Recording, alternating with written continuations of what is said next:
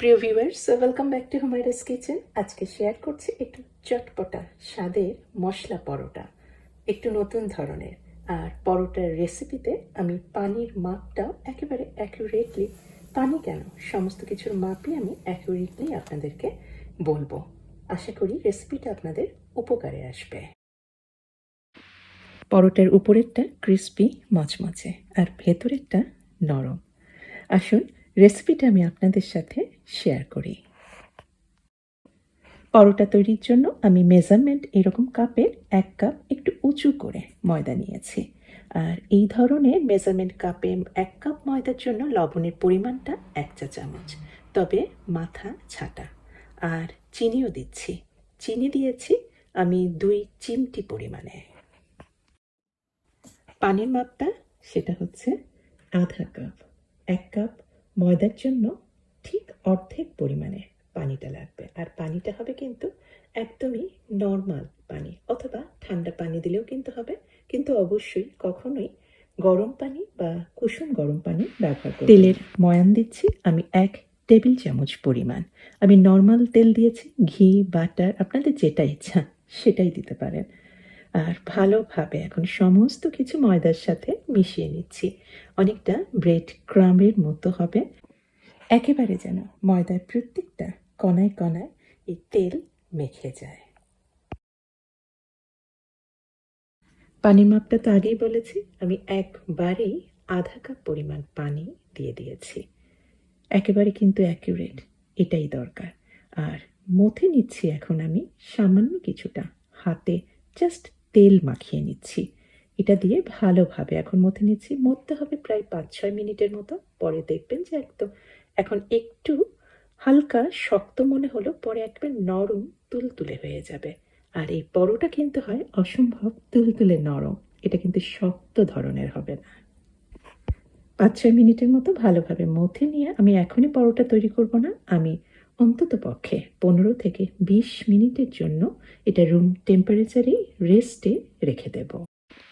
1 cup ময়দা দিয়ে আমি তৈরি করব 2টা মাঝারি সাইজের পরোটা। বেলনা পিড়াতেই বেলে নিচ্ছি আটা দিয়ে। আর যতটা সম্ভব, যতটা পাতলা করা যায় সেরকমই করছি। আমি দুইভাবে 2 রকম শেপে পরোটা তৈরি করব। প্রথমে করব এটা নিমকি শেপে। প্রথমে আমি জাস্ট কিছুটা মাখন মাখিয়ে নিয়েছি, আর তার উপরে দিলাম সবুজ রঙেরটা ধনেপাতা কুচি, আর দিয়েছি, ছড়িয়ে দিয়েছি কিছুটা এটা চাট মশলা, একটু চটপটা স্বাদের জন্য। উল্টিয়ে দিয়ে যেভাবে করছি তার পরের স্তরেও ধনেপাতা আর কিছুটা চাট মশলা দিয়ে আর একবার মুড়ে দিলাম। এটা হলো নিমকি শেপে একটা পরোটা। আর অন্য যে পরোটাটা সেটা করব জাস্ট নর্মাল চারকোনা পরোটা। ওভাবেই বেলে ধনেপাতা কুচি, কিছুটা চাট মশলা দিয়ে আমি জাস্ট মোগলাই পরোটা যেরকম হয় না, সেই রকমভাবেই আমি জাস্ট মুড়ে নিচ্ছি। পরোটা ভাজা সবাই কম বেশি পারি। পরোটা যখন ভাজবেন যেন তাওয়া বা প্যান যেটাই হোক সেটা যেন ভালোভাবে গরম থাকে, ঠান্ডা তাওয়ায় কখনোই দেবেন না।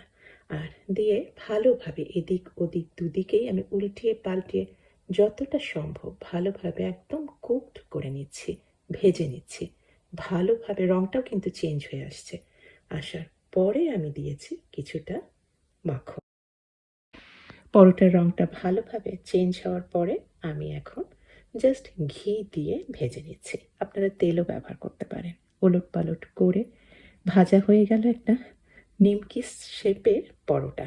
এই পরোটার উপরেরটা ক্রিস্পি মচমচে আর ভেতরেরটা কিছুটা নরম। ভাজা পরোটাগুলি আমি জাস্ট একটা হাত দিয়ে একটু ভেঙে নিচ্ছি, একটু কুকরিয়ে মুচড়িয়ে যাচ্ছে। দেখবেন যে এই পরোটাটা খেতে আরও মজা লাগবে, গরম গরম খাবেন। আর পরোটা খাওয়ার জন্য কি লাগে, মাংসের ঝোল হতে পারে বা তরকারিও হতে পারে, ডিম ভাজিও হতে পারে। সাংঘাতিক মজাদার একটু নতুন ধরনের চটপটা স্বাদের এই পরোটা তৈরি করবেন। রেসিপি পছন্দ হলে অনুরোধ করব অবশ্যই আমার চ্যানেলকে সাবস্ক্রাইব করে আমার চ্যানেলের সাথে থাকবেন। সবাইকে অনেক ধন্যবাদ। আল্লাহ হাফিজ।